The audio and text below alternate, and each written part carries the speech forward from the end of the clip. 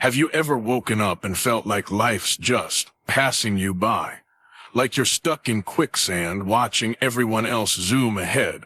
I'm James Carter, and for years that was me. I had a decent job, a few friends, and a routine, but something felt off. I wasn't unhappy, but I wasn't thriving either. What was holding me back?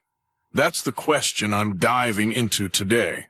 Because the choices we make, even the small ones, can trap us in a life we never meant to live.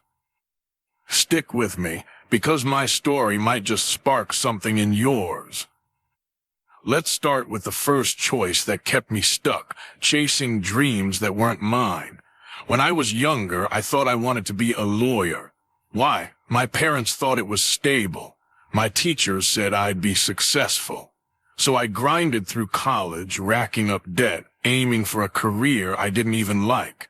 By 25, I was interning at a law firm, miserable, surrounded by people who seemed to love it. Then it hit me. This wasn't my dream, it was theirs.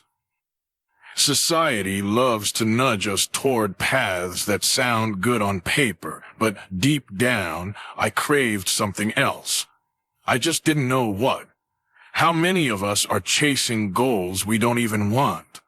That realization was my first wake-up call, but it wasn't the only trap I fell into. Next up was something messier, staying in toxic circles. I had this friend group from high school, let's call them Rachel and Mark. We were inseparable, but as we got older, things changed. Rachel was always dragging me into her drama, and Mark had this knack for making me feel like my ideas were dumb.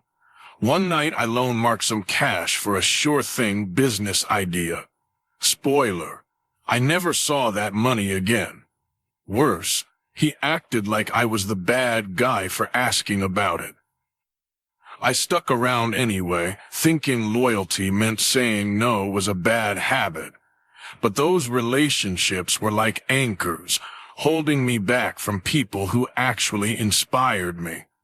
Cutting them loose felt like betraying my past, but it freed my future. Who's in your circle, weighing you down? But that wasn't the whole story. Then there was my biggest fear, starting over. By 28, I knew law wasn't for me, but quitting. That felt like jumping into the deep end without knowing how to swim.